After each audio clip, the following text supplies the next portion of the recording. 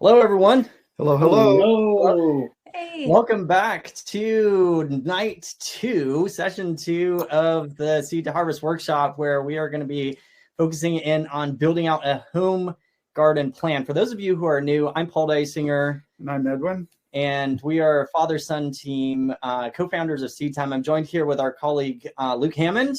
Everyone say hi to Luke. Luke is an awesome small farmer, gardener, has a ton of experience in the agriculture world. So awesome to have him on our team. And our special guest today is Nina Shirley. Nina, we're super excited to have you here too.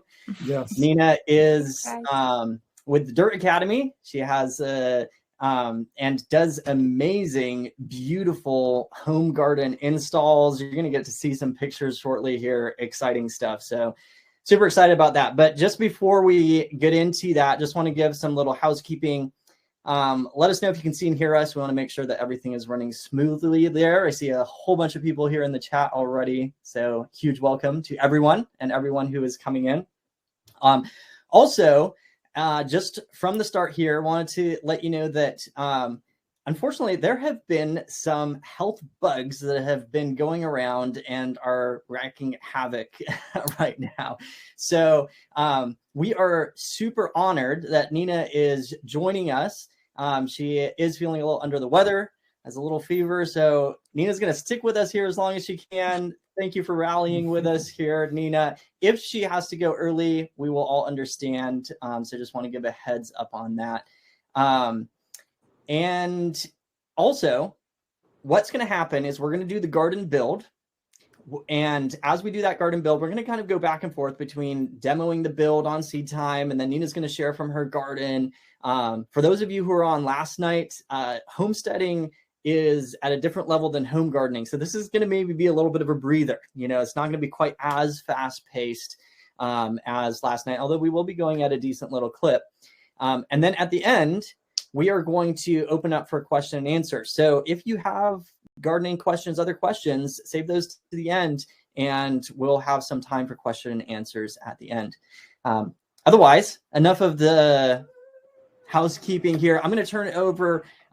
Luke, you've known Nina for a while. Give us a little bit more of an introduction. And yeah, we're excited to have you with us, Nina. Thank you, guys.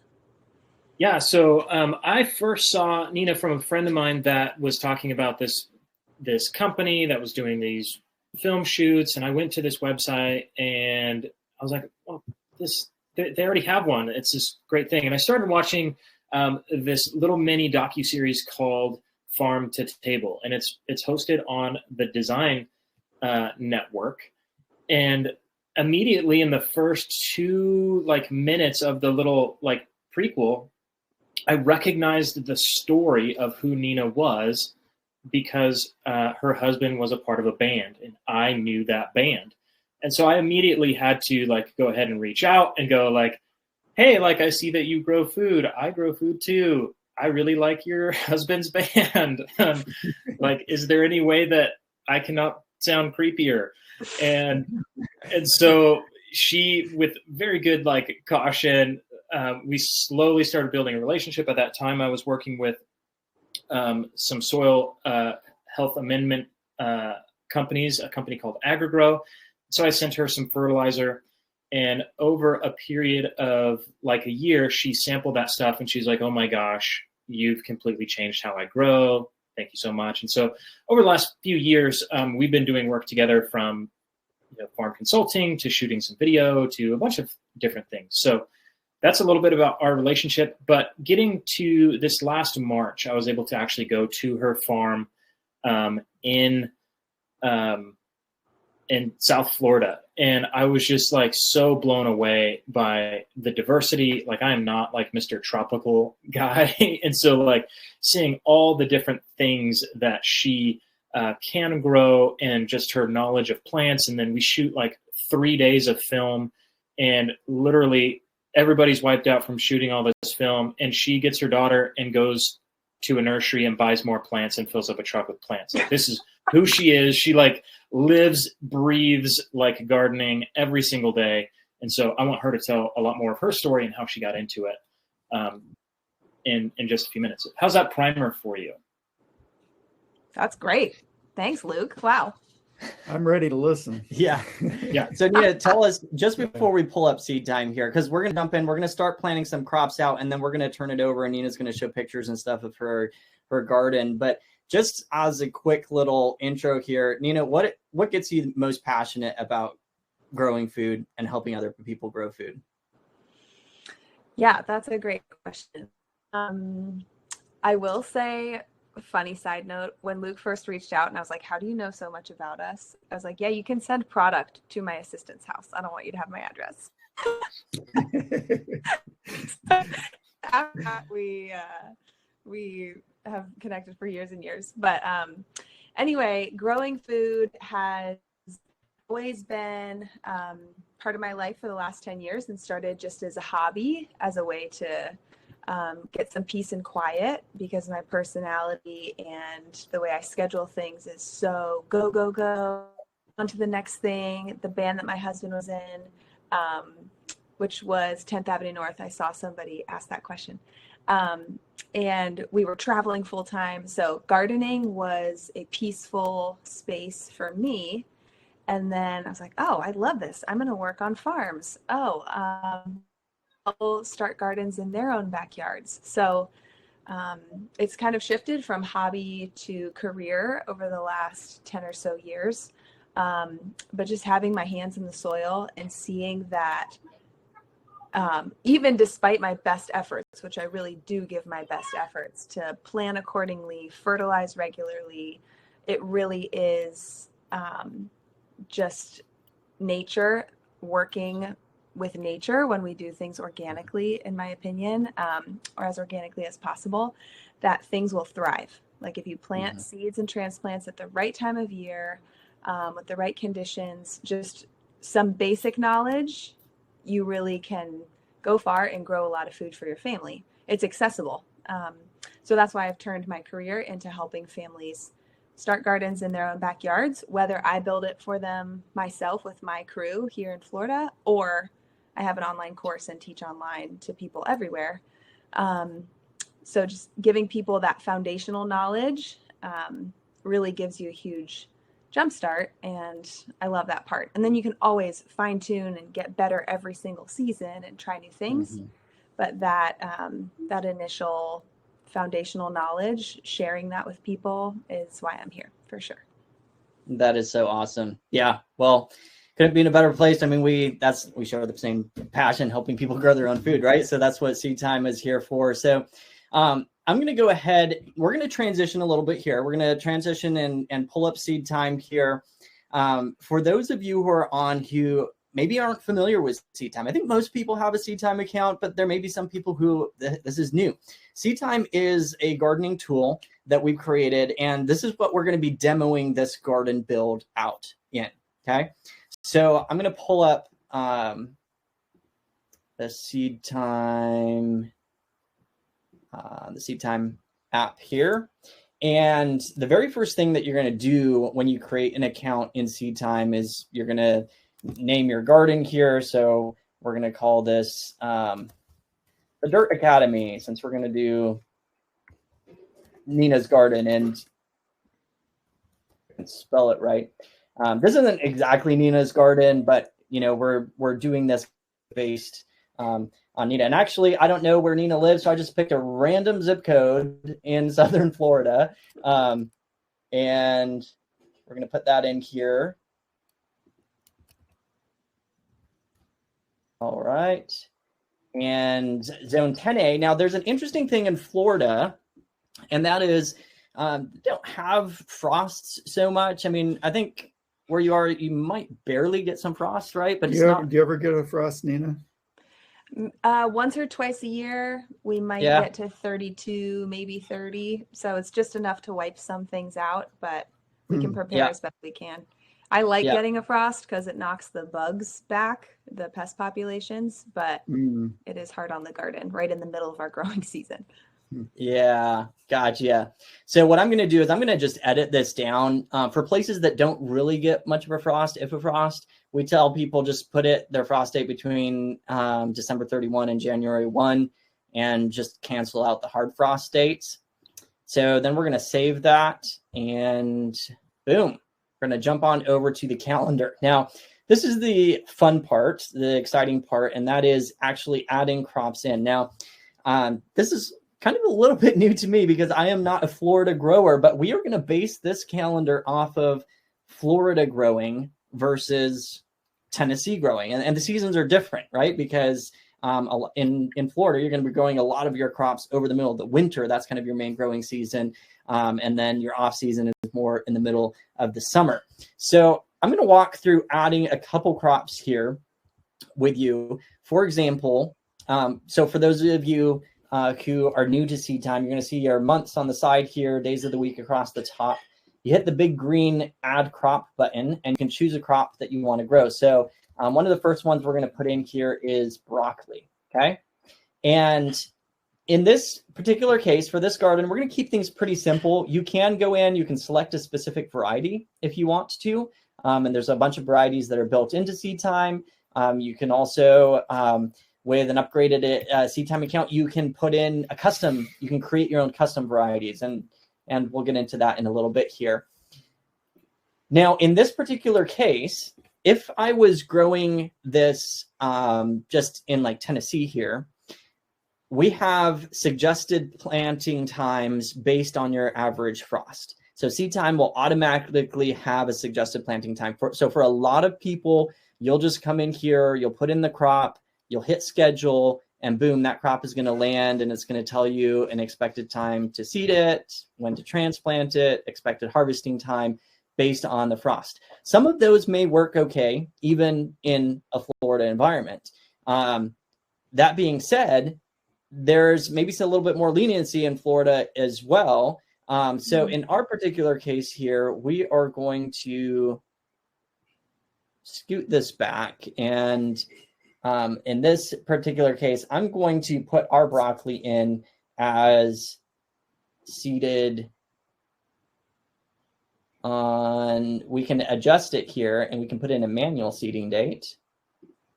And we're going to pull this broccoli back to September 17 here. All right. And for the sake of our garden plan, there are different things that we can adjust down here as well. So in this particular plan, we're going to do a little more adjusting just because it is a more custom plan for Florida. And I'm going to increase the little harvest window date here for this broccoli. And we're going to pretend that this broccoli is like a sprouting broccoli. Have any of you grown sprouting broccoli? It will continue to produce broccolis even after you cut the main head. So we're going to give it a little longer. You'll get the main window. head, and then these sprouts will come out. They're a little bit smaller than the main head, but you can keep eating broccoli off of that for some time. Yep. I'm going to add another simple crop here. For example, green beans. Okay. We're going to do bush green beans. And in this case, I am going to select a variety. So we're going to do jade green beans. And when you do that, it's going to automatically update your days to maturity down here. So with our jade green beans, we are also going to seed those back on September 17 here. And this will be our first planting of green beans. We're going to do some successions of green beans that we'll show you here in just a little bit. And we're going to just adjust the harvest window and succession spacing here just a tad for the green beans. And we'll show you why in a minute when we get into the succession plans of our green beans. So what it does is when you drop these crops into your calendar, it's going to tell you when to seed them, transplant them, expected harvest time. Like you can see, you can move them around even in the calendar. You could drag the crop around. You can move it earlier. You can move it later. If you miss seeding it in a week, you can move it later. So you can keep on track with what you actually did in your garden, et cetera, et cetera.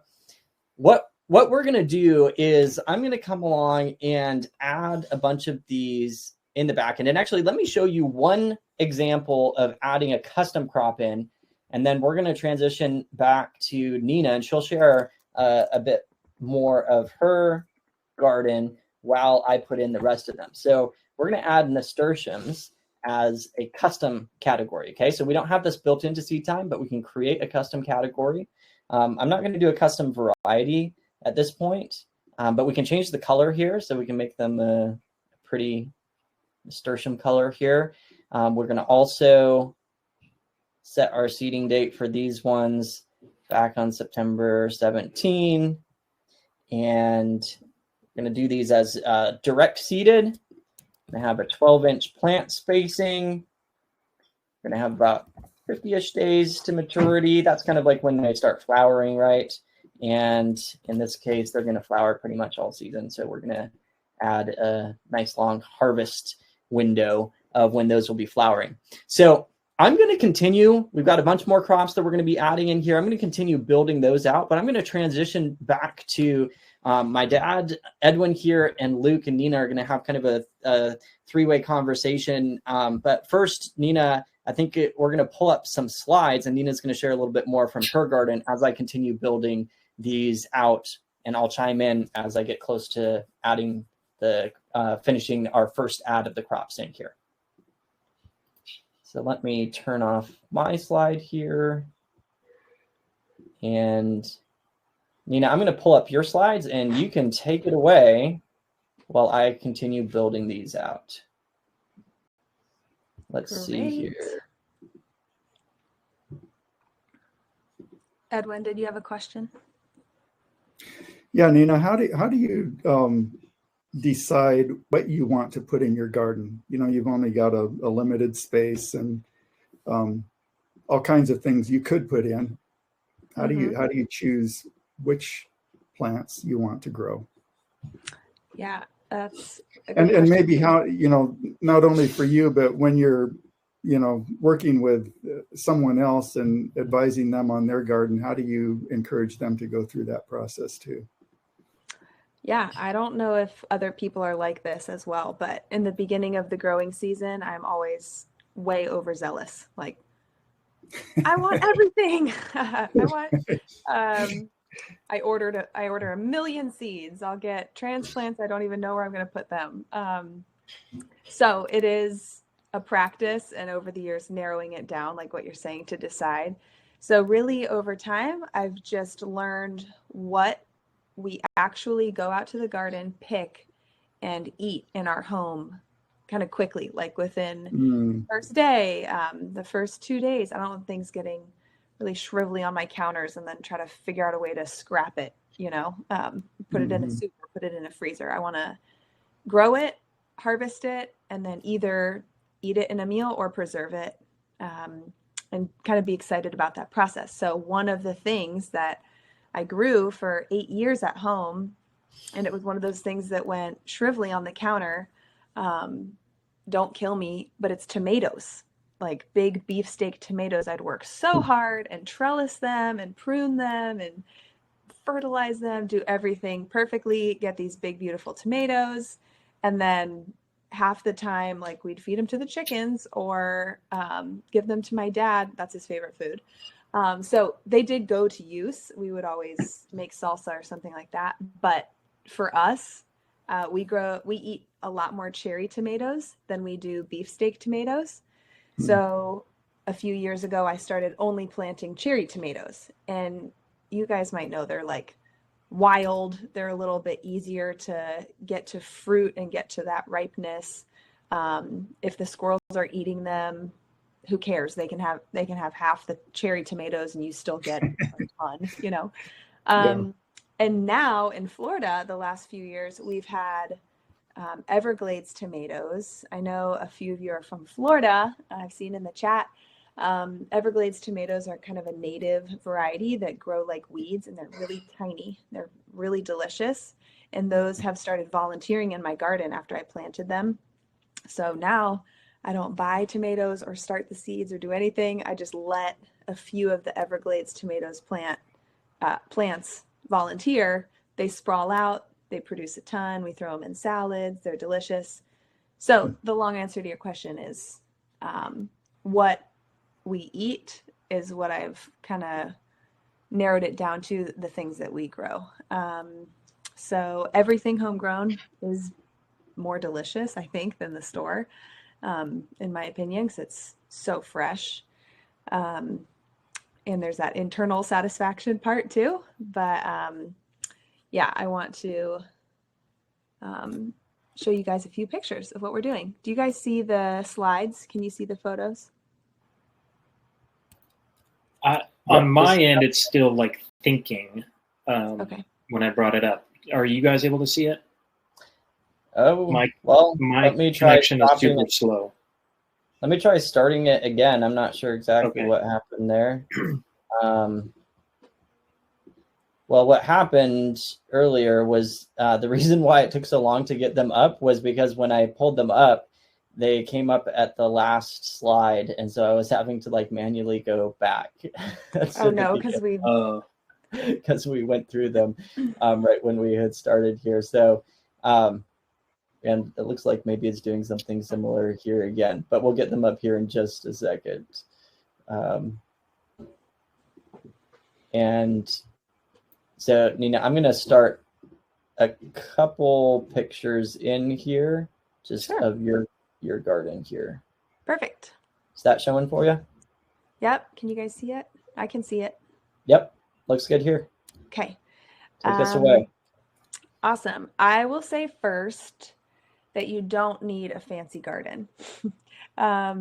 My job with the Dirt Academy is to install beautiful spaces like this that are multifunctional, that grow food really well with rich organic soil, automatic irrigation. It has all of the foundational pieces of any other garden, but I always add in like a table or a fire pit or something like that so that my clients have another reason to be in their garden. So it's really fun. We do Thanksgiving here every year, and I plan out my garden pretty specifically to have sweet potatoes and green beans and stuff for a salad.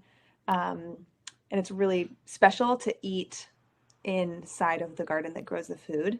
But just my disclaimer, it doesn't have to be fancy or expensive or anything. My garden for the first 6 years that we grew food in Nashville was in the ground.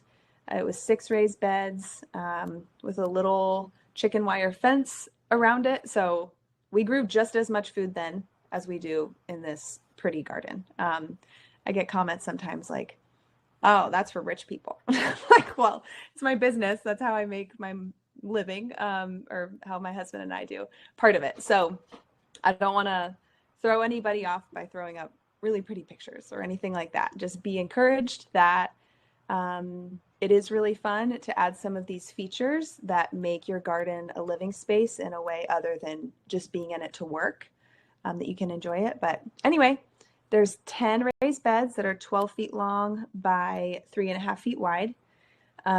Everything is made out of cedar with the raised beds, and then the table and the pergola is a combination of scrap wood that we had from another building project that we did on a different part of the farm. So the table is completely made of scraps, and then we needed to buy the longer pieces of wood that we used for the pergola.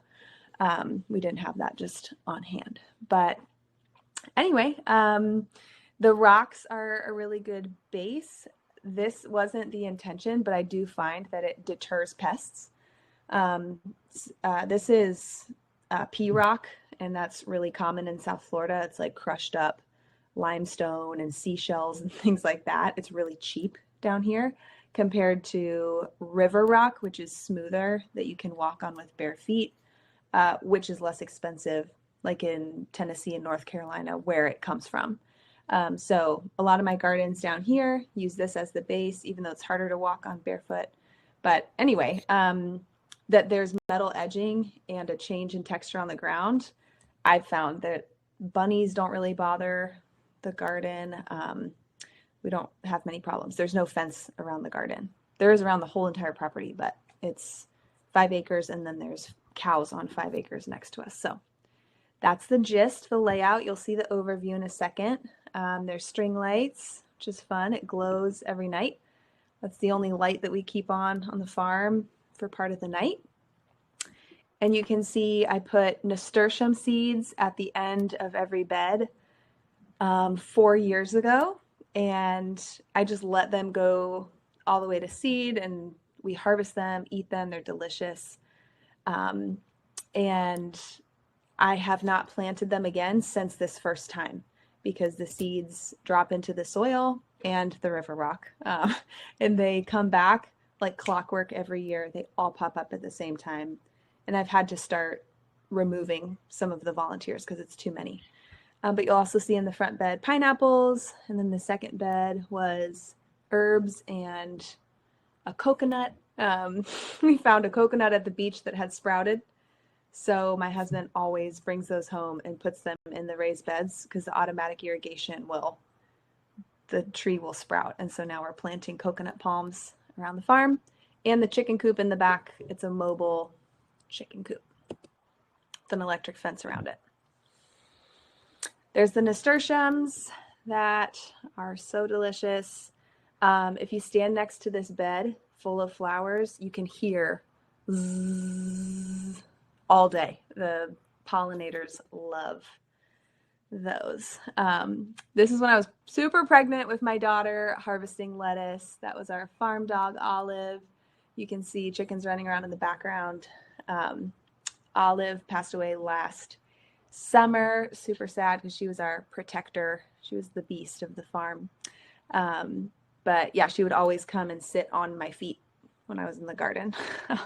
She didn't want to miss a thing, and would sleep in the garden beds and completely crush my veggies all the time. Hey, Nina, just a minute or two heads up. Awesome. We can stop whenever ready. you're done. This is with the garden lit up. You can see in the front right corner of the River Rock space, I put some fruit trees in the corners. That's a fun design that you can do no matter where you live.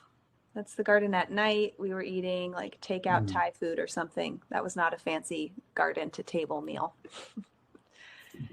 These are yellow guavas. They're so tasty. You just pop them in your mouth.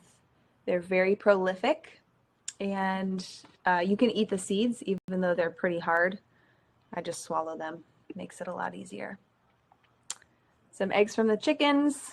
Highly, highly recommend, even if you don't have a lot of space at all, get like 3 or 4 chickens, because growing protein on your property, if you can, is an incredible addition to your veggies. You really to have all your macro and micronutrients from your garden and protein from chickens.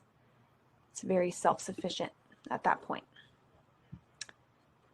I said bunnies weren't a major problem, but about once a year they do have babies in my garden beds, which I don't mind at all. It's so cute. Those bunnies are so cute. All right, we're ready here whenever you are, Nina. Awesome. Let's do it. All right. So I'm going to switch back over here quickly to seed time, and you all will see that we have added in a whole bunch more crops into our garden plan. So I'm just going to give you a quick orientation here. Let me just zoom it in a little bit. Maybe you guys can see it. If you're on a different view than you showed before too. Yeah. So last time you were looking at our yearly view, which is where you see all of your tasks stacked up on top of each other, the months stacked up on top of each other. It's kind of fun to see all the harvest times, like all this stuff that you're going to be harvesting all of this time in the season, right? But we're going to switch over to a timeline view, and we really like this view because it gives you a horizontal timeline for the crops. So you've got your months and going across the top, your crops on the left here. And being that we're building this out for Florida, we're going from about a end of September starting period down through May-ish as things fade out into the heat of summer on the other end. Although Nina said that they were harvesting kale straight through June, right? So some of these crops may go a little longer, but we're just going to plan for them through around the end of May. So we've got broccoli, green beans, nasturtiums. We're going to be putting those in the raised beds. We've got peppers, tomatoes, tomatillos, lots of crops in here. But we want to highlight here that this is just a start. This is just the beginning of a bunch of different crops that can be planted.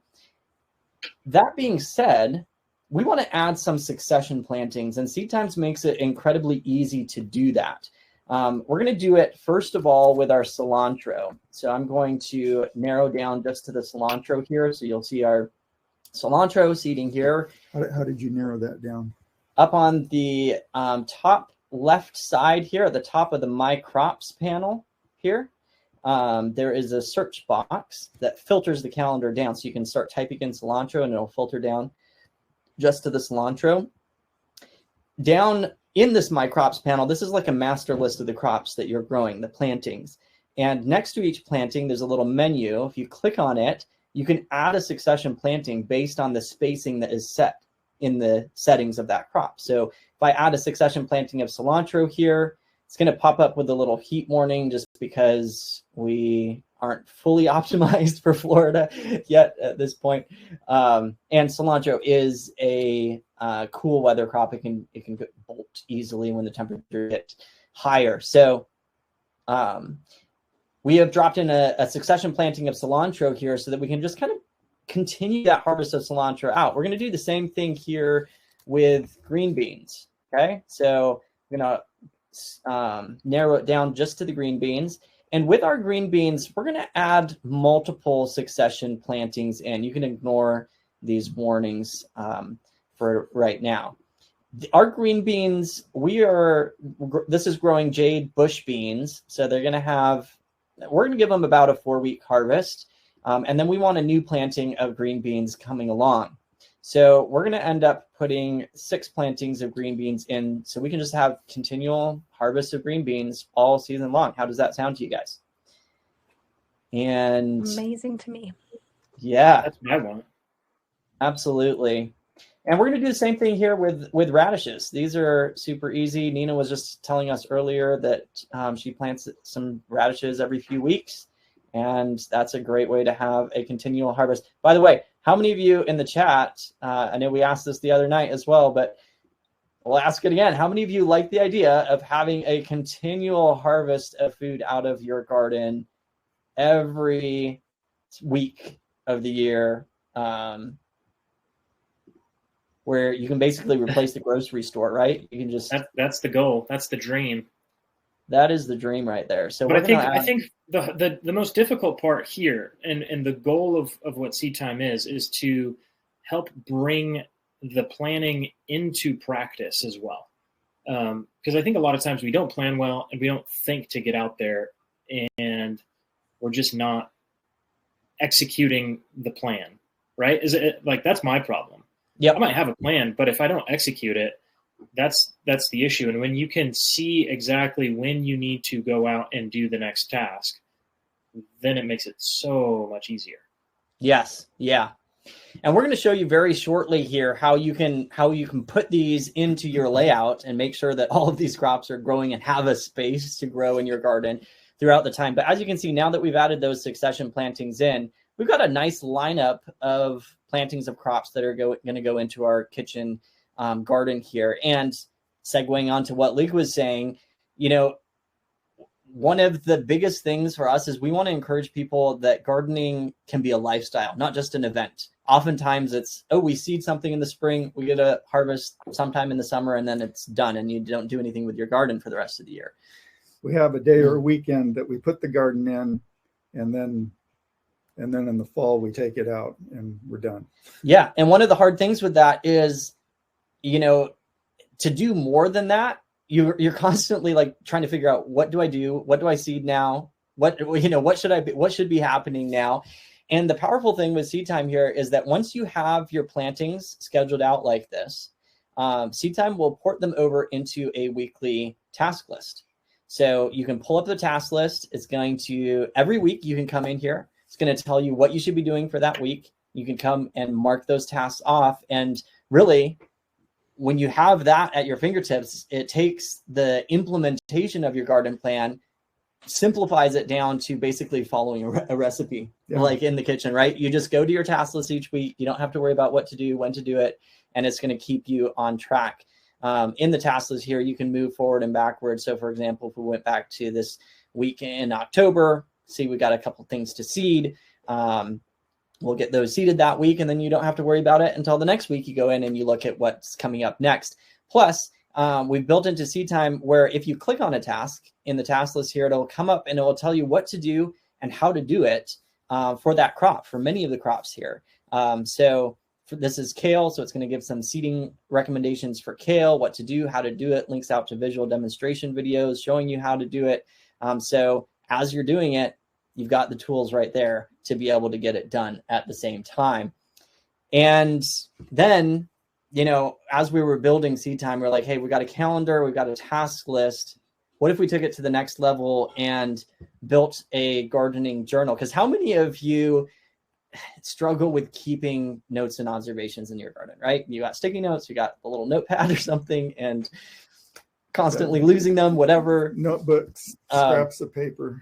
So with Seed Time, yes.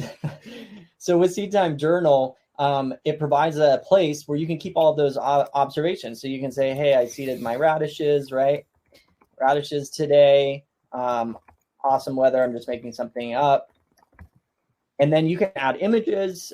You can actually link that journal entry back to the specific planting of radishes that you put in, right? You can add tags to it, save it. And as you build out your journal entries, it becomes an easy, searchable, filterable, if that's a word, place where you can keep your notes and observations for your garden as you go along. Okay, that being said. Can I say one more little thing? Go for it. Yeah. Jump in. We've actually had some growers that have passed their organic certification just by pulling all their records from the plan and their journal and the entries they put in their journal of what they've done. They've been able to pull all those records and pass with flying colors. So it's really robust. You can go all the way up to that level if you wanted to, or you cannot use it at all. But I would recommend you use it. Yeah, absolutely. So now that we have our calendar planned out, right? And because we have the calendar planned out, now we have our task list planned out. How many of you would like to see the build out of the layout and get all these crops into their locations? Because that's really the next step. And to be honest, it was one of the biggest asks of Seed Time. We started out just with a calendar, with a task list, with a journal, and everybody was, well, we had a lot of people saying, hey, when are you going to build a layout? I want to be able to see my garden visually. So we're very excited because hot off of the press this year, we have released an entire new module in Seed Time called Seed Time Layout that provides the opportunity for you to actually lay this out and see these crops in real time as you go along. So you guys ready for this? I see some positives in the chat here. So I'm going to pull up Seed Time Layout here. And to start out, we need to set our canvas size. So we're going to set a canvas here of 100 by 80. You can really set this any size. You just want it big enough that it's going to fit where your garden is. And then in this garden, we're going to do just a little bit more than we did last time. One of the first things that you can do with your garden in Seed Time Layout, there's multiple tools along the side here. There's three main ones, though. One is an opportunity to add landmarks to your garden plan. So these are, trees, buildings, anything that is gives your garden context. So in this particular case, we're going to add a rectangle in here. We're going to make it 40 by 40, not 440. No, please. Okay. We're going to make it just a light gray color. And this is going to be our, we're kind of copying Nina's garden here, right? So this is going to be like our gravel pad, right? That we're going to be building our garden plan on. I'm going to take another landmark here, take this rectangle. And here's a sneaky little trick. If you hold down the shift key on your computer, when you rotate it, it will snap to like 15-degree increments. So you can get a nice, perfect 90-degree angle there. You can also, if we turn off our cameras here, on the very bottom right-hand side, there's a little snap to grid button that will snap everything to the grid as you move it around here. So that's just right down here in the bottom right-hand corner.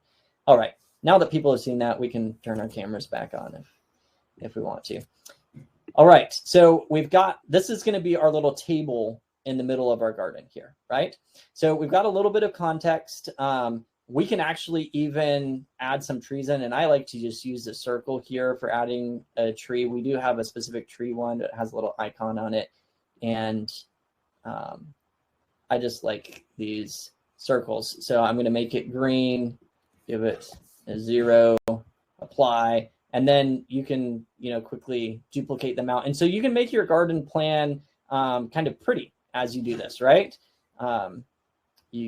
Whoops, I didn't want to group those yet. I want to duplicate them.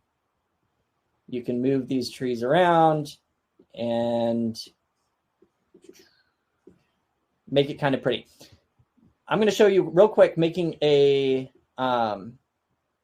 next up, a raised bed. And then we're going to jump back, and as I build out the rest of it, we'll be able to have a little bit more conversation. But there, along with the landmarks, there's a tool called planting locations. And this is where you're going to actually be putting those crops, where they're going to actually grow, okay? So you can't place crops in any landmark.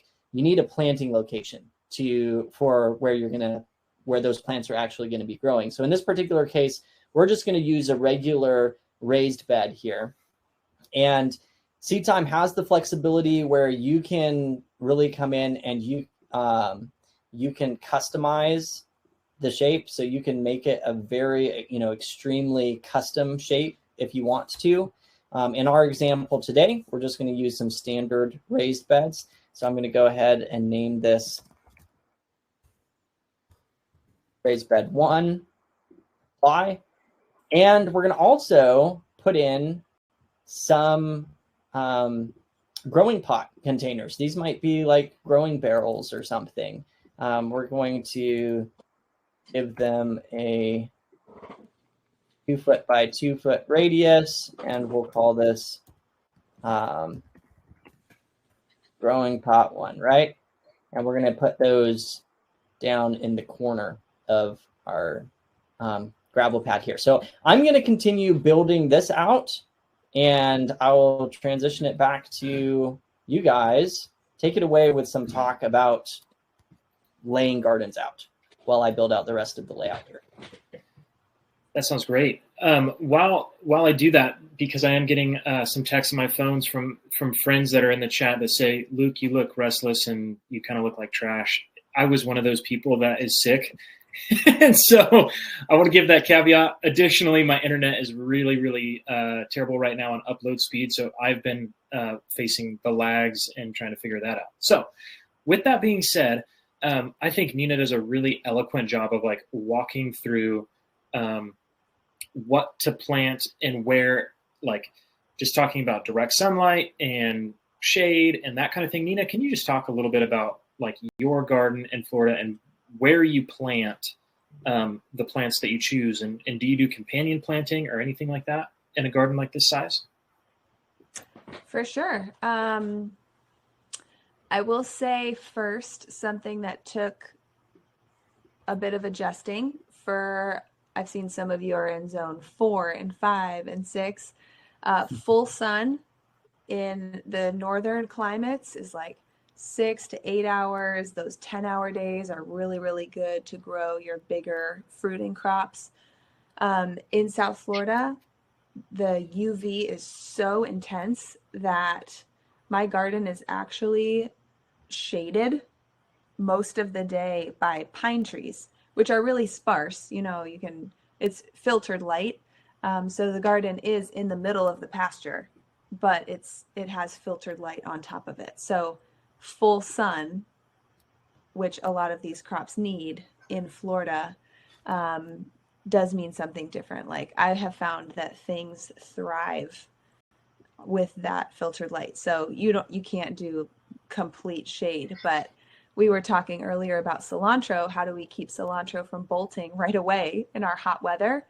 I plant cilantro in the complete shade of my big rosemary bush, and it does a great job of shading it, protecting it, and it lasts much longer than if I were to plant it in the middle of one of the beds that doesn't get filtered light, that gets blasted all day. Even in the winter when the sun is lower in the sky, we do fine this far south with the filtered light. So in each raised bed, most of the time I put multiple crops for biodiversity. Sometimes I'll do an entire bed of sweet potatoes because they completely take over the bed and would probably choke out anything that's smaller. I'll do an entire bed of tomatillos. I love tomatillos. It's my favorite. Make verde salsa. It's so easy and delicious. I'll do an entire bed of curly kale because we use a ton of it and we freeze a lot of it for smoothies. In the beginning of the season, you can double up on your space if you want to be efficient and plant some curly kale, either direct seed or from transplants, and plant something with a shorter days to maturity like radishes or lettuce, especially if you're going from transplants.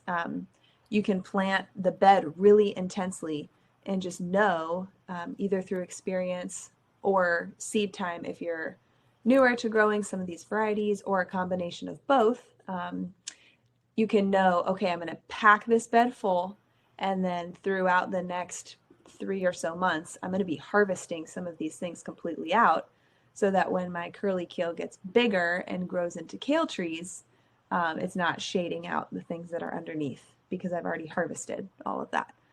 So this tool will help you know, okay, especially visually, like I can scroll through time and see how I can make the most of my space. Because if you guys are here for the home gardening sector specifically, you probably have 2 raised beds or 3 raised beds or 4. So you really want to maximize your space the best that you can.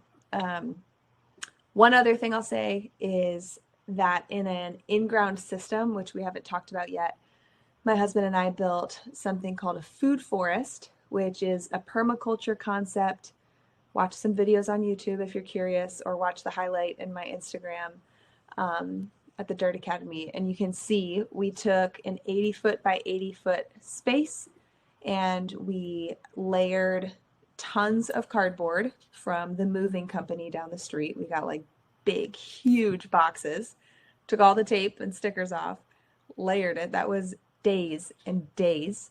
We got a semi truck of soil, and then I don't know how many dump trucks of mulch, but we really invested a lot in the beginning, and not only money, but I just mean like time and energy. It was a huge suck, but 1000% worth it, because when Luke was here, we were really planting some of the bigger trees, and that was in March. And now in November, there's more food than we can eat already. That is so awesome. Yeah. In South Florida, it's like a permaculture concept. Most people call them food forests, but when I was farming in Indiana, we grew something called a woody perennial polyculture. So no matter where you live, there's different ways of using biodiversity to plant things together to get maximum harvest. That's awesome. Thanks for sharing, Nina. I'm just going to jump in here real quick because we are ready to roll with adding some crops in, and then we'll have some more time that we can talk fun gardening stuff as well. I just wanted to point out here real quickly for people that there is also a layers panel in the layout here where you can group things together and really organize your plan. Well, there we go. Build a great group. So let's just reload here. When these are grouped together, which I think they did actually group it. Okay, you can rename it. So we'll just rename that one tree. So I've got patio, grow pots, raised beds here. And now I have organized the things that are on my plan here. And I want to make sure that my patio is underneath the raised beds so that those raised beds are on top there. So you can rearrange these layers kind of like in Photoshop or other design tools and stuff. Why is that important? And that's important so that you can add crops to the, actually, I don't know, you may still be able to add crops to them, but you know, if they're behind, then they're shaded out by whatever's on top, right? So in real life, they're on top, so we want them on top. So here we go. We've got our raised beds. We've got them numbered nicely. So the next step here is adding crops. So we're going to hit the add crop tool here, and it's going to pull up a timeline. And this is going to look really familiar, right? Because it looks very similar to what we were looking at over in the calendar. The way Seed Time is built is it's created in a way where there's a little slider here on the timeline, and you can only add crops to your garden plan based on the time that they will actually be growing, or that they are planned to be growing in your garden. So that way we can get as realistic an idea as possible as we go through the season where these crops are going to grow, how much space they're going to take up, and how long of a time they're going to be taking up that space, which you'll see is really important here when we start adding succession plantings in to really maximize that harvest. So what I'm going to do here is we're going to sort this by the in-ground date. Some of these crops that I have here are direct seeded. In some of them are transplanted in later. I know Nina says that she actually does most direct seeding, and you could direct seed a lot of these crops directly into the garden here as well. But here's how it works. So we're going to start out with our first crops here, the nasturtiums, and we are going to copy Nina's plan here, where we put in these nasturtiums kind of at the end of these raised beds here, right?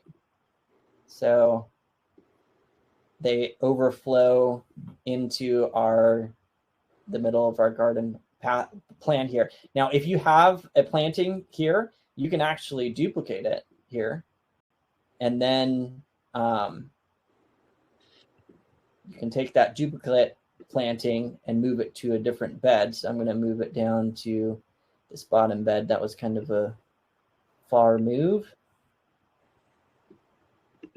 And you'll notice that once I have the planting, it has this little bounding box on it. I can rearrange that planting and or expand it to fill spaces in my planting locations. And it will only fill a space in the planting location. If I pull beyond it, it's just going to bounce back and keep it within that planting location. That being said, you can come in and you could edit the spacing. So a lot of people wonder if they have, custom spacing for their plants. You can change whether it's a square pattern or an offset pattern for planting those plants in there. You can calculate the rows automatically, which will just make plants equidistant, or you could set a specific row spacing along with a specific plant spacing here. All of that is super customizable right here in Seed Time. But we're going to just keep them here at our regular 12 inches apart for our nasturtiums along the edge of the raised bed here. So we've got our nasturtiums in. Next up is our green beans, and they are going to go in raised bed number 2 here. And what I'm going to do is I'm going to walk you through adding these as successions. And here's how it's going to work. I'm going to search filter. There's this search filter box up here. And if I type in green beans, it's going to filter down to just show the green beans. So now I can see what I'm dealing with. I'm going to pull in a green bean planting here. We're going to expand it a little bit. And actually what I want to do with these ones is rotate them around. Now I'm going to so this is my first planting of green beans in this raised bed, and it's going to be growing for a while, right? But I have a second planting that's planned to be added in here. So I'm going to want to pull that one in. Paul, can you explain what you just did with the slider there and why? So Paul just pulled the slider down so that it would be on the next planting. Exactly. Because you see those other following succession plantings, they're grayed out until the slider gets down to them. That means you cannot put them into your garden unless the slider is over them. Yeah. Now here's an interesting thing. As I get down and I've got my 3 plantings of green beans, if I come down here, you'll notice that my first planting is kind of wrapping up its harvest, right? As these ones are growing. But we have another planting of green beans ready to take its place. So this is how you can get that continual harvest, right, for your space. So planting number 4 can actually go back in the space where planting number 1 was growing.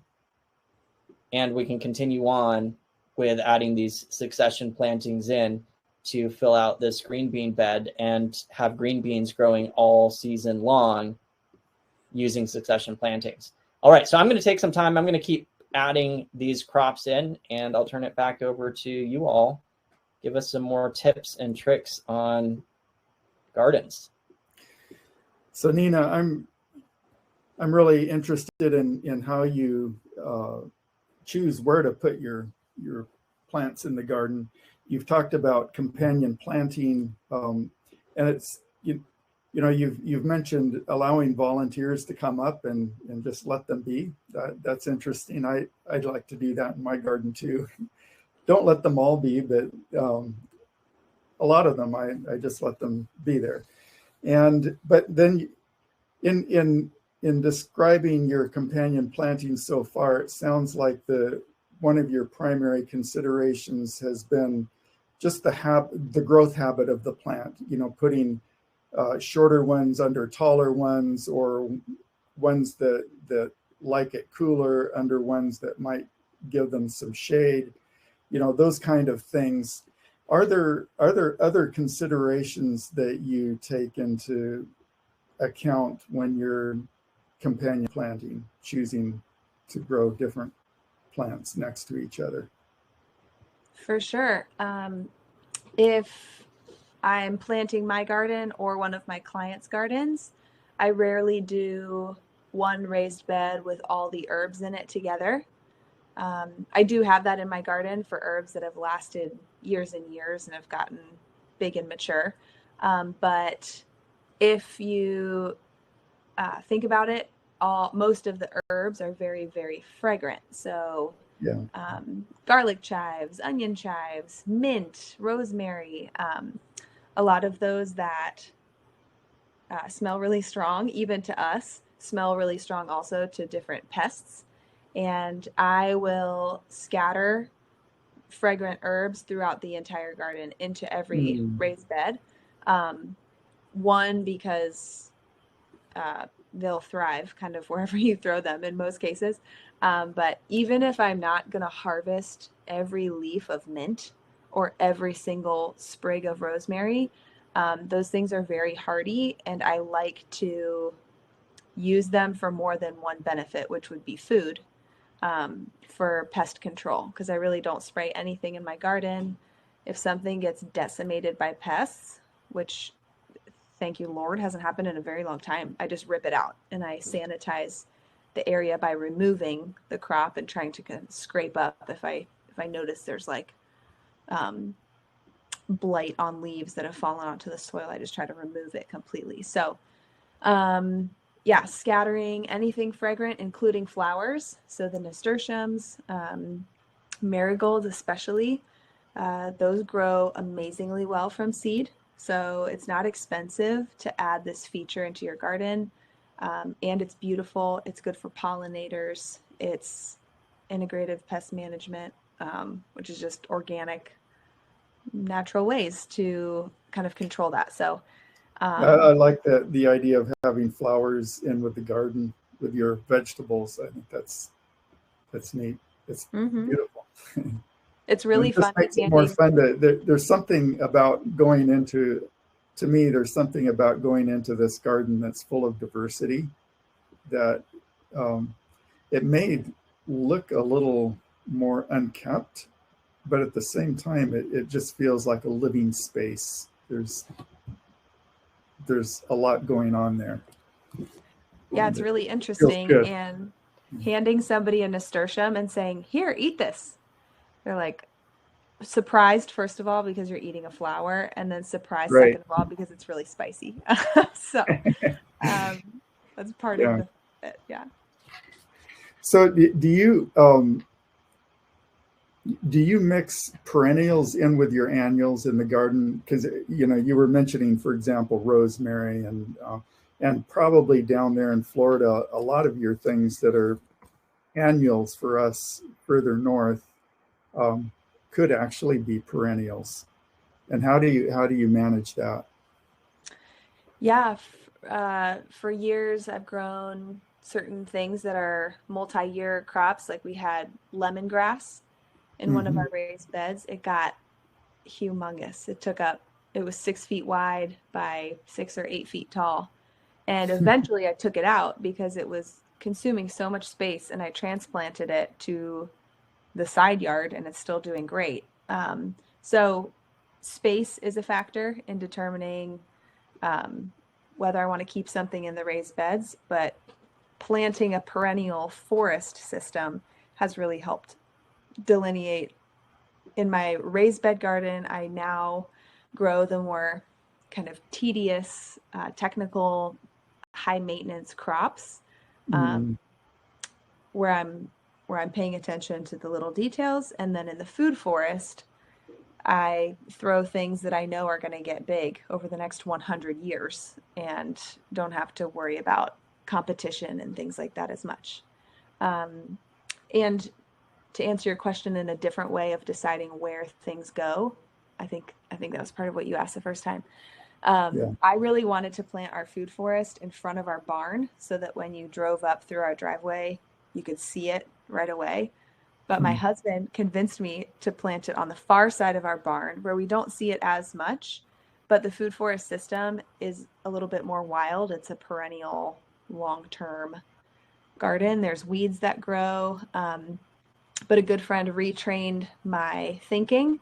She said, don't fear weeds, fear erosion. So some of the weeds that I was working so hard to remove hold the soil in place in this perennial system, and they flower a ton. So they're drawing pollinators and feeding the local pollinator population. So anyway, just over time, adjusting to your space and learning from other people in your area locally is a really cool way. There's Native Plant Society, Rare Fruit Council, through the ag extensions in each county. Basically, you can find resources to learn and customize. Yeah. So for those of you who may be new to gardening, one thing that I'm picking up as I'm listening to Nina here is, gardening is it's a growing experience. So, I mean, you're growing plants, but you yourself are growing, and your understanding of what each plant likes and what it does for you, and whether you like it. It's something that's constantly changing as you go from season to season. And so I'm hearing Nina talking about, how her garden is evolving. You don't just necessarily come up with the perfect plan year one and just stick with that plan forever after. Yeah, evolution is key to adapt with the conditions, even as conditions change. Like when I moved here, our zone was 9B, and now our zone is 10A. So Interesting. Yeah. It really hasn't, we haven't had a freeze in so long that they have shifted the line. So some growers here are starting to grow things like cashews, like true tropical. Wow. At the risk, of course, of losing it when we do have a freeze eventually. But it's interesting. Another resource just to mention for everybody is to go to your local plant nursery. A lot of times you can kind of look around and find somebody that you can tell is really passionate about growing some of the veggie starts that might be on the shelves. And you can ask questions, ask if they have any tips. That local knowledge is really valuable and free. Yeah.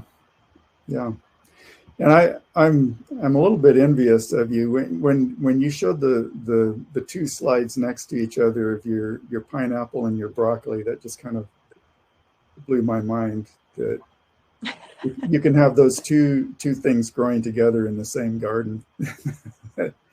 Yeah, that's very special. Yeah. It's cool. All right, Pineapples y'all. are the hardiest. Wow. It's like mesmerizing. Paul's the master. Well, takes a little bit of practice, but it is very fun, actually. I just really have a blast with planning like a home garden like this. So here's an interesting thing. We want this is broccoli here, and I actually want our sweet potatoes to go in when the broccoli is done here. So I'm going to pull up those two plantings so we can see them next to each other. And I could either push the sweet potatoes a little bit later, or I could shrink the harvest period of the broccoli. In this particular case, I'm just going to go ahead and push the sweet potatoes a little bit later, and then we'll come in and we'll grab those sweet potatoes and they'll go in where the broccoli was, right? Yeah, and let's see what happened to my planting that I just didn't drop in properly. Can you hear me now, Nina? Yes. Okay. Edwin, can you hear me now? Yes. Okay. Yeah, for a while I was trying to talk and you guys did not hear me. I was wondering where you were. Yeah, you kept interrupting me like before, and I was hoping for the chat to blow up and say, "Let Luke speak again." We had that happen one time. Yeah. One of the things I wanted to ask, and while Paul's doing that, is the heavy humidity down there and fungal pressure and fungal diseases, and how do you decide choosing your plant spacing and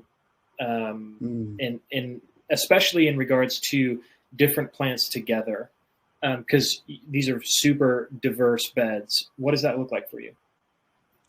Yeah, airflow is everything, and direct sunlight. I've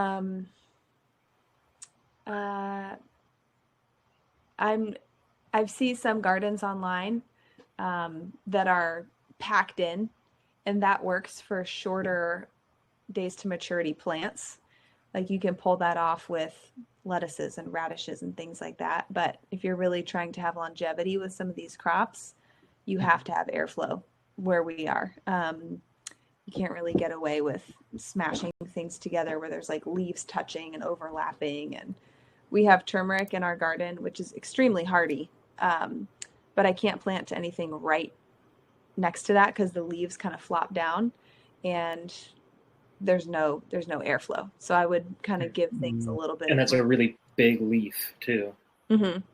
Yeah. Right. Yeah, think like a mini banana leaf. So most of us don't know what that looks like. All right, friends. I hate to cut you off because the conversation is so good. You're good. However, we are finished with our garden plan, believe it or not, and Wow. we have hit it on the hour here. So I'm just going to walk people through really quickly with what's happening. So back here in September, this is because we're in Florida, right? We are starting out kind of in the fall, going through the middle of the season here. So we've got our nasturtiums in, we've got some green beans in here. As we come further into October, you're going to see some radishes coming in down here. As we get down to the end of October, boom, we've got our tomatillos, tomatoes, peppers, broccoli. We've got cilantro coming in here, parsley. We've got our succession plantings of radishes, and those are just going to continue, boom, boom, back and forth throughout the entire season here. As you saw me build out those green beans, those are going to be rotating. We're coming down through December. You can see the garden is pretty packed out through this main part of the season. When we come back over to February. Now, here's an interesting thing, and this is kind of the power of seed time. As we come to February, you'll notice that, boom, we have a spot here where a planting of cilantro has gone out, right? So now we have a space in the garden. And you'll notice that space is open pretty much through the rest of the year. We don't have anything there, right? So we could put another planting of cilantro in there. It may be have a shorter harvest period as it gets into the warmer part of the year, but that's an option. Or you could swap it out and you could add a planting of lettuce or some other crop to come take that place that is now empty. Same as we move out of our succession plantings of green beans. Now there's a space open here. And the power of seed time is the ability, the layout portion especially, is the ability to scroll through your year back and forth like that, see what spaces are open, what spaces are used, and then maximize your growing experience based on that. And we don't have time tonight to do a whole bunch more of that, but you could easily come in here just directly in the layout. You can add a new crop in. It's going to drop it into your calendar. You can move it around in the calendar and fit it into a spot in your garden plan that would work great for you. So in this stage, Paul, let's just say that you have a disease or something goes wrong in the plan and you eliminate that bed. You take out all your tomatoes, per se. You shorten that harvest window down in your calendar, and then it'll pop out of that bed at that time period. Is that how you do that? Sorry, I was thinking about something else, so I didn't catch your question. So if you're taking out your tomatoes early, yep. Let's just say life happened, you did something, you went on vacation, they got a disease, something. Can you just shorten your harvest window up to the day that you take them out? Exactly. In that layout function. Yeah, I think that's going to be a big question that people are going to ask is how do we adjust this when things change? Yeah, so you can absolutely adjust it directly in the calendar. Actually, in the layout right here, we don't have the dragging yet. Over in the other calendar, you can actually just drag the edge of it and drag it shorter. Maybe you should I will show you in the other calendar. You can also manually change the harvest window length down here, but I'll show you. This is kind of in the main calendar here is where you would be kind of tracking what is actually happening as you go along, right?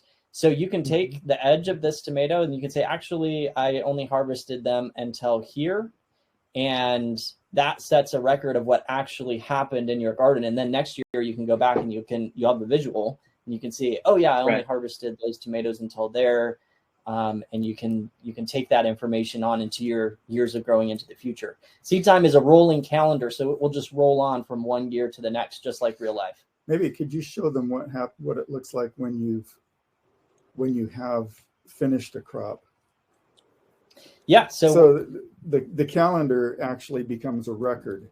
Yeah, the calendar becomes a record. So we talked about the task list here, right? So if you come to the task list, and let's just say we go back to some of those crops that we were seeding earlier, right? Let's say we seeded our broccoli and our tomatoes and our zinnias and these crops.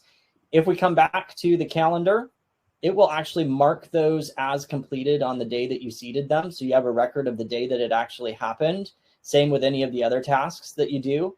And then with the harvest, you can, days to maturity is an average thing. You may end up being able to harvest off of your plants earlier. It may take later sometimes, right? And so you can actually take that harvest and you can adjust it and you can move it forward and say, I didn't actually harvest these tomatoes until a little bit later. And then you can say, wow, I actually was able to harvest tomatoes straight through June here. So I had a longer harvest window, which is awesome. And then you can come and mark that entire harvest window as complete. And now it is a record that's locked into seed time of what actually happened in your garden from year to year, which is pretty awesome as well. Yeah. All right. So how many of you, we have gone through an entire home garden plan, which is super fun. How many of you would like to see a little glimpse into what we have planned for the future? Now, I know that we shared this last night. Every night we have new people on. So if you are new and you'd like a little glimpse into the future, we'll just roll through it really quickly for those who may have missed last night or are just jumping in new tonight, because Seed Time is an exciting project. It started with the calendar, the task list, the journal. This year we've added layout, and we have some pretty awesome, exciting stuff coming down the pipeline that is really going to be next level. So I'm going to pull up some slides here. So as we have been building out layout, we keep thinking of new things, and believe it or not, the community asks us for new things. So imagine what Seed Time would be like if beyond just the calendar that you have now, what if you could add custom tasks? What if you could enter anything into Seed Time, right? You could add your perennial crops with multiple harvest times. You could track your beekeeping tasks, anything in your garden or on your farm, or you could really do anything else too. This is super exciting and fun that we have planned for the future here is adding custom tasks.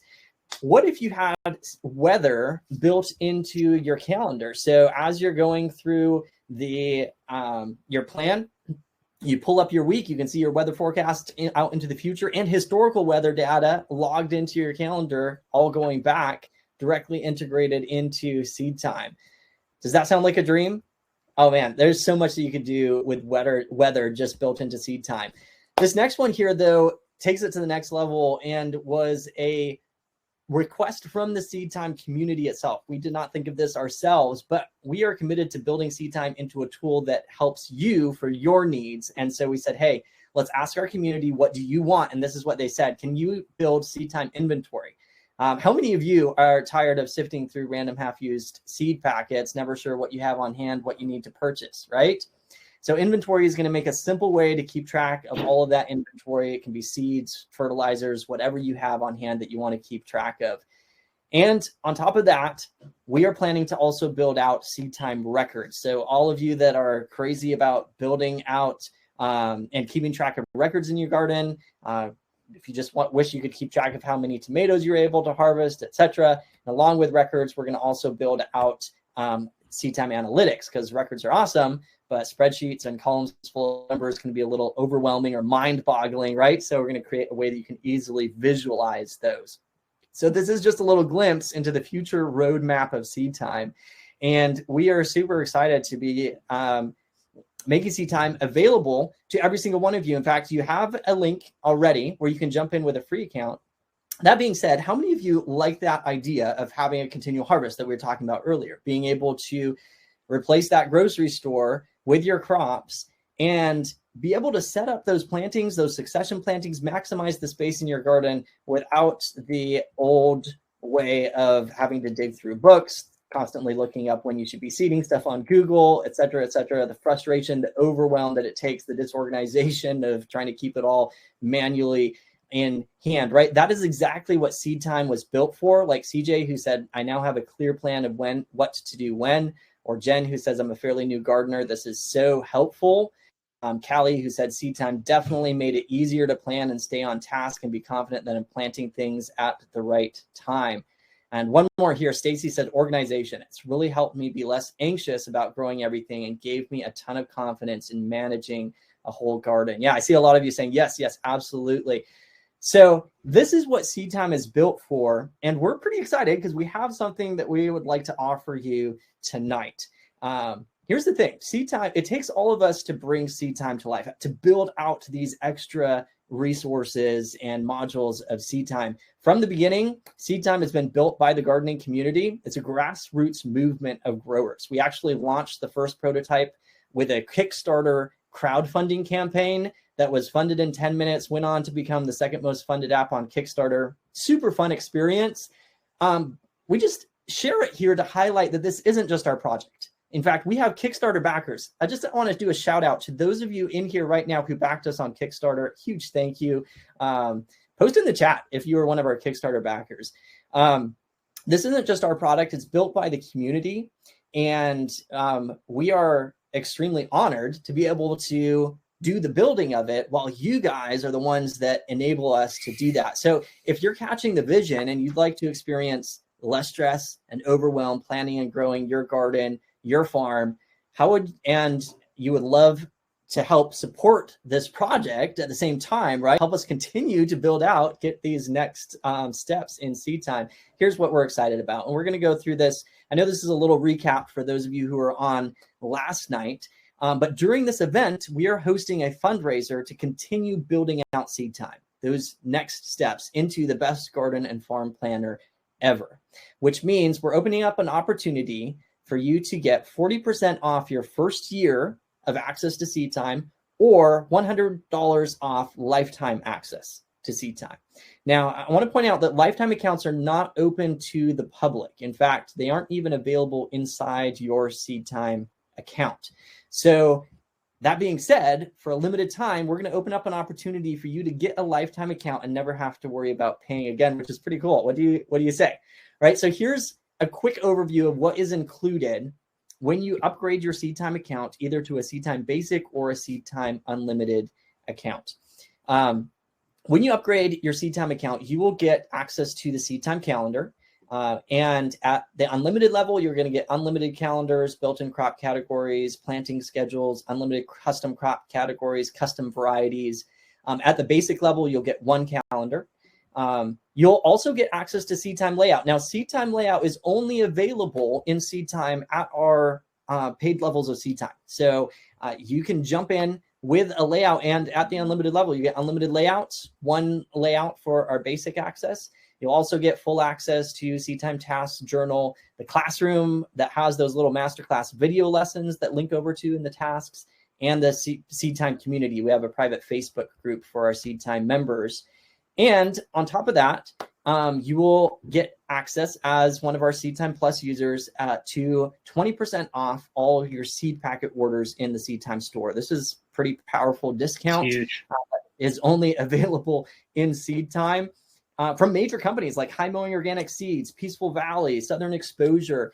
We guarantee a discount to all of our Plus members. And we are doing everything we can to keep it at 20%. The amount may vary depending on market conditions, but we're right there, keeping it at 20% for you as best we can. And you'll get access to our future releases of weather inventory records, analytics. Basic gets access to weather, and then unlimited gets access to all of the others. So here's the breakdown of what happens when you upgrade your account and the different options that are available right now. You can, number one, get 1 year of access to basic, which is normally $84, but you can get 40% off and jump in for your first year for just $49 to a basic account to Seed Time. Second option here is you can get 1 year of unlimited access to Seed Time. Normally, we are planning to retail it for $168, but you can jump in for just $99 for your first year. And actually, to be honest, if you jump in right now, you'll actually get 35% off for life. So it will continue, not at the full price of $168, but like $109 or something like that. Or a special opportunity is to get a lifetime account, which at full price are $497. And that's a literal price that people pay for lifetime accounts to Seed Time. But during this special fundraiser, you can get it for $100 off for just $397 or 3 payments of $133.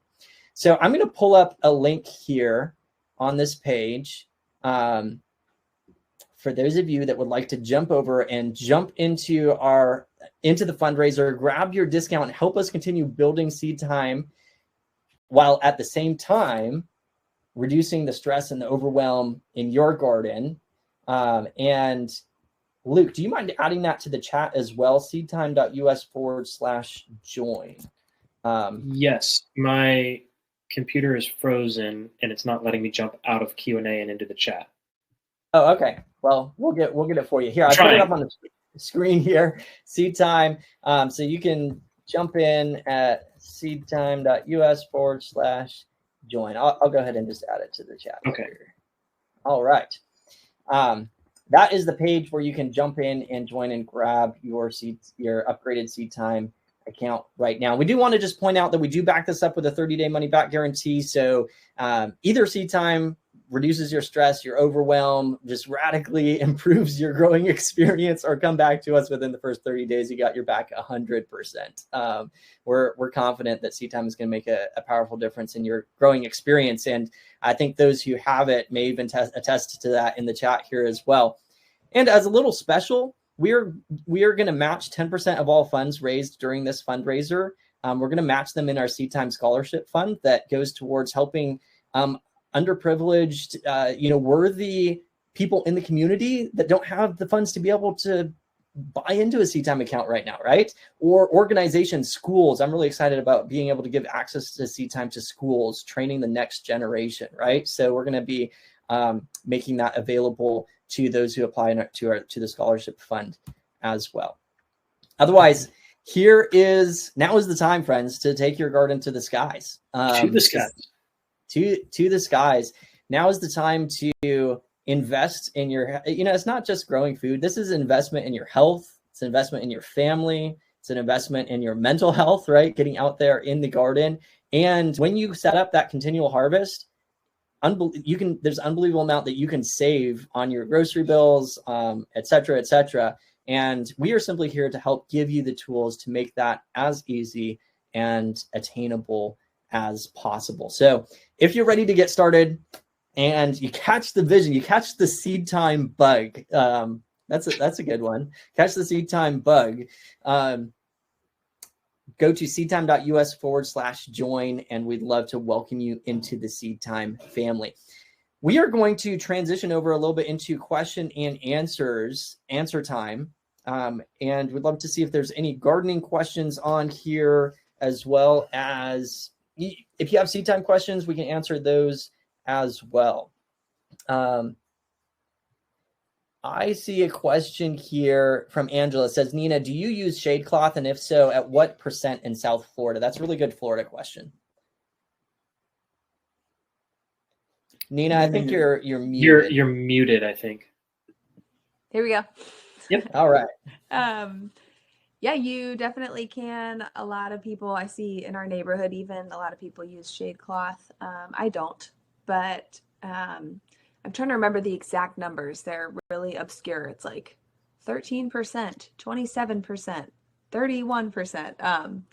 But yeah, the lower range is what I would use personally for veggies. And then I also use shade cloth for chicken coops. I put a 77% shade cloth over my client's chicken coop recently that we built, and it was a lifesaver for them. So there's a lot of different uses, and you can find through your local nurseries people that can make custom sizes and shapes for you. Awesome. Another question here. Barbara, do you plant or would you plant cover crops in any bed you are not planting in? Totally. Sun hemp is popular down here, but we both here and in Nashville used all different kinds of things. Red clover, we used a lot in Nashville. Buckwheat. There's certain cover crops that are also nitrogen fixers. So you're building nitrogen in the soil while it grows, and you can just cut the cover crop and leave it there, and it's a green mulch to plant your veggies into the next season. Yeah, awesome. Seed time question here from Eva. It says, if it's a rolling calendar, what happens when the layouts change? That's an awesome question. Right now, your layout is set, and then you roll into the next year.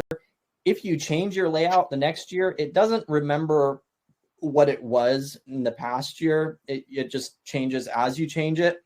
That being said, we have a time travel feature that we plan to implement at some point, which would actually remember the time that you moved something in your layout. So if you scrolled back in the year, it would, your bed would be over here, and then, later on it's moved.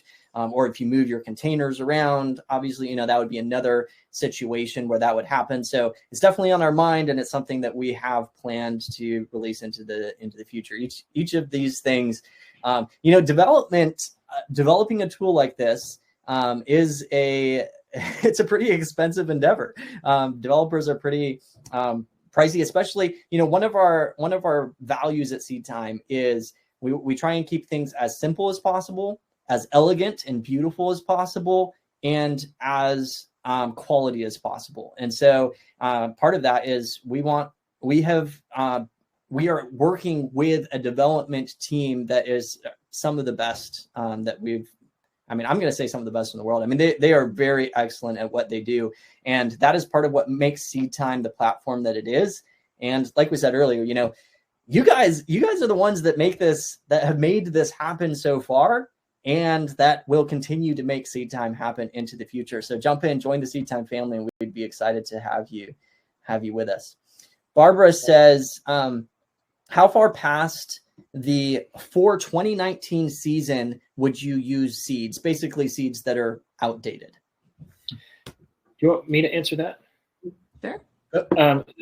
There's a lot within seeds. So if the seed was coated or pelletized, that's only going to be used within the first year. But seed storage is super important. If you're not storing them in the right environment, those seeds will begin to have a decreased germination rate over time. So for most of your 2019 seeds, if they haven't been properly stored, they're probably not going to do well. You can feel free to plant them, but expect super low germination, and that's really the biggest thing that you can expect. So you're waiting in time. That's the trouble with old seed. So if you're have like some seeding out trays that you do outside of the garden and you plan on transplanting those crops, that's some of the best ways you can utilize a lot of old seed, is just scatter a bunch of them and what comes up, transplant them into your garden. That's a technique that I use. So seeds for different crops have a different life also. So there are some seeds that will deteriorate very quickly, and just a year or two, they're not viable anymore. But I've read that they've dug up lamb's quarter seeds that have been buried for 40 years. I don't know how they knew they were buried for 40 years, but anyways, that's what they said, and they were viable still. So, it's pretty common practice in market garden world to store your seeds in a freezer, which is kind of replicating long-term storage. So that's a great option. It's dark, humidity fairly controlled, and it's frozen. The other thing that a lot of people do is the time capsule thing, where they store their seeds underground in like a sealed PVC pipe, because it's replicating that earth, concept. I've never done that, but that's kind of a common practice now. So check that out if you're trying to store seeds for a long time. All right, we got a question here from Julia. It says, does seed time warn you if you are planting things together that should not be planted together? So basically companion planting or not companion planting is the question. And it's one of the biggest questions that we have asked. And it is something that we have planned for the future. It doesn't warn you right now, but we have a feature planned that will give you suggestions of what may work well with this plant, or maybe what you should not plant next to these plants. So that's something to look forward to. Absolutely. Susan says, anybody into worm farming? And I'm just remembering your worm bin, Luke. Yeah, man, I'm a worm farmer. I've got a couple different kinds and styles, and I'm a part of the worm people. So yeah. We actually have some things planned where we're gonna, do some deep dives into that. We have some great relationships. And even on the Seed Time store, you can actually go in and you can purchase worms, and the urban worm bag and worm castings and all things worms are available in the Seed Time store. And then, both of those manufacturers have great content out there if you're looking for diving into more of that. Yeah. Angela's got a good question here. I'm starting a seedling nursery. Can I adapt Seed Time for the seedling grow calendar for different plants to execute the work to keep my starts on a market succession plan? The answer is yes. We know we don't have complete task customization yet. However, you can customize your tasks in Seed Time even right now. And I'm just going to take a moment. This will be our we'll take one, maybe two more questions. But I'm just going to show you real quickly here. So if you were a nursery, what you could do is you could come here. Let's just say you're just growing the starts and then you're going to sell them, right? You can turn off all the tasks except for your seeding ones and, let's say, transplanting. And let's just pretend you'll basically hack the system and you'll say my transplanting one is the time that I want that plant ready to sell, right? And then you can just work off of a calendar that just has seeding and transplanting times. You can go over into your task list. You can do the exact same thing. You can filter down to only seeing seeding and transplanting tasks. And that will effectively do the exact same thing just on a task list level. So there is a lot of customizability even at its current stage. And it's just a matter of kind of hacking the system to make it work for you. And we're happy to help you with that as well. See one more question here from Brian. Is there a way to parlay a basic monthly subscription into a lifetime membership? Brian, we don't really have that option right now. It's just the $397 or 3 payments of $133. But send us a support ticket to support@seedtime.us. We may be able to work with you to figure out something that would work for both of us. Absolutely. All right, friends. I think we'll take one last question here from Angela, and then we're going to wrap up. So Angela says, I'm going to need to help hacking the system. How can I get the help? Whom do I ask for? Very good question, Angela.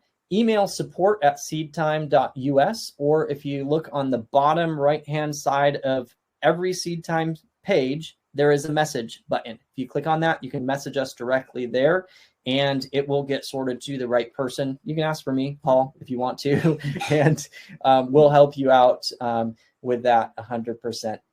Let us know, friends, if this has been helpful for you in the chat. We want to make sure these sessions are meeting your needs and are helpful, that you'd be able to take something away from them. Of course, we're inviting you to come in, help us continue building SeedTime into a tool that will just radically improve your growing and planning. But we want you to also come away from this with tips and ideas and tricks that you can implement in your garden. As we wrap up, we're just going to throw in a little ask as well. How many of you would be willing to give us a little rating on Trustpilot? This is I'm going to throw up a link here. And for those of you that are open to it, if you'd have it in your heart, this is super helpful for us as well, just as more people are getting interested in SeedTime. Huge thank you to those of you who have actually already left reviews and stuff on Trustpilot. But I just dropped a link in the chat there. Huge thank you if you have it in your heart to go do that. That would be awesome as well. Otherwise, we're going to wrap up for tonight. I want to say thank you to our team. Thanks, Luke, for jumping in here, even though it's kind of under the weather. And Nina. A huge our biggest thank you to Nina for coming on here. I know that haven't been feeling great, but you have just rocked it tonight. We really appreciate what you have shared, and I know it's making a difference in people's lives as well. Thank you for letting us kind of plan out your garden. Is there anything that you want to share, Nina, just as we wrap up? Thank you, guys. This has been really fun.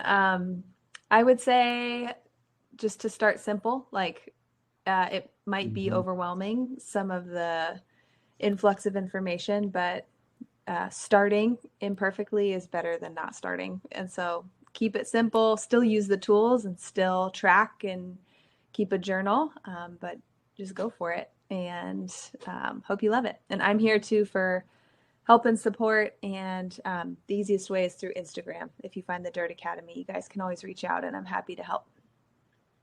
Yeah. Yes, everyone, please go over to the Dirt Academy Instagram, Nina's website. Go follow her work.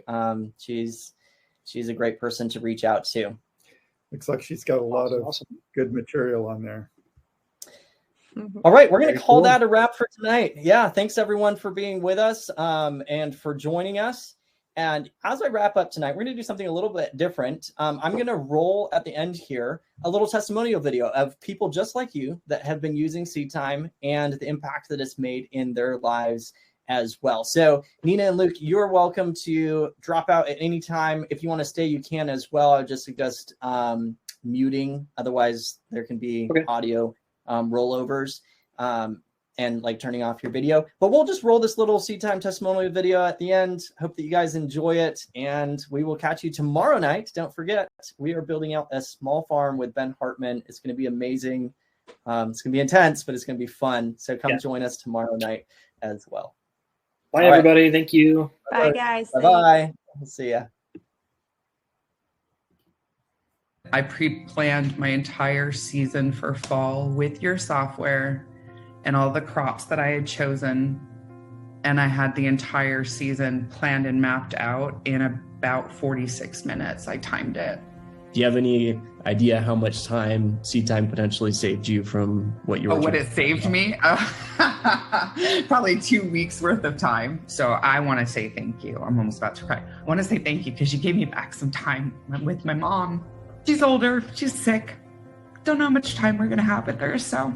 And I told my mom I'm going to help her with her garden so that she's not wasting a bunch of time and we can do it together. I was spending all day out into the farm. I mean, outside. I was spending all day, every day.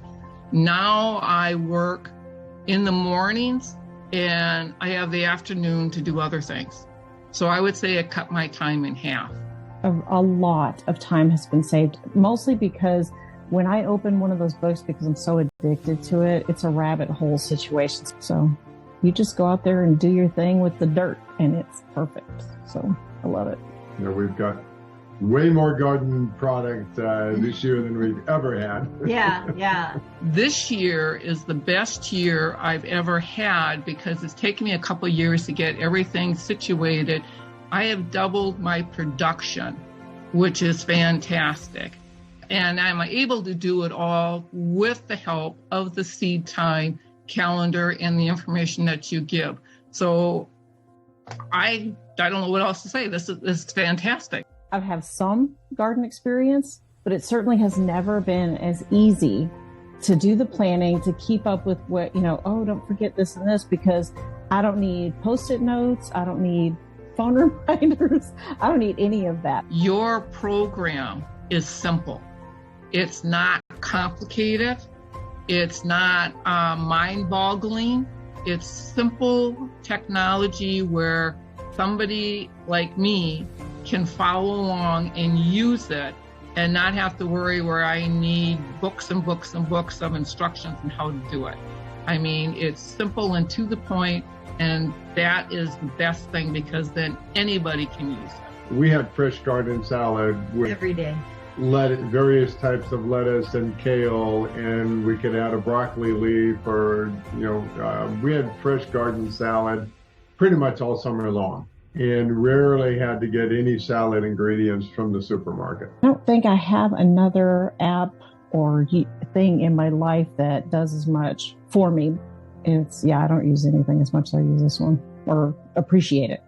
Appreciate it as much. Do it. It's the best investment that you can do. I mean, you can't get a better bang for your buck. I bought the lifetime and this is well worth the investment. And with every update that you guys do is fantastic. So I would say this is a better investment than all the other ones that are out there. So do it, get it. I mean, you won't be disappointed. It's well worth the money. If you're serious about wanting to learn the skills, apply the skills and the time and effort and energy that you're doing, taking time away from the other things that are important in life, I would say yes, definitely, because it's going to give you that back. It's going to give you back some freedom. I went full blown. I put it on a card, but I'll pay it off in a month or two. A little OT at work, we're good. But now I can do that OT because I have that time back, by the way. It doesn't really matter what your experience level is. It's a tool that can be valuable and helpful to the most novice like us, or more experienced gardeners, just to help give that structure and that framework that guides you through your season. It's 100% going to work for you.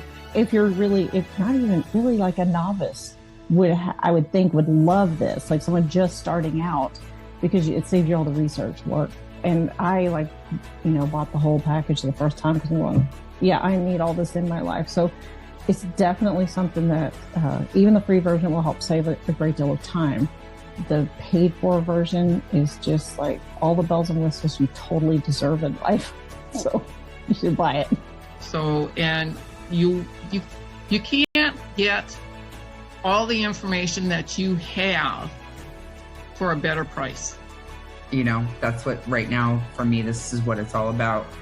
Getting prepared. I want to be able to plan for my family, make sure my family's taken care of. I would much rather eat food that's fresh out of my garden than something that came from maybe 4,000 miles away. I don't know what's in it. I want to be able to grow my own, and I'm very serious about learning that skill and mastering that as best I can. This is, for me, it was an investment in myself and in my family and my farm or my homestead that I'm planning to have. So if you're serious about growing and want to have success year after year, because the seasons change, the dates change, all that stuff, and save yourself a bunch of time, this is definitely worth it.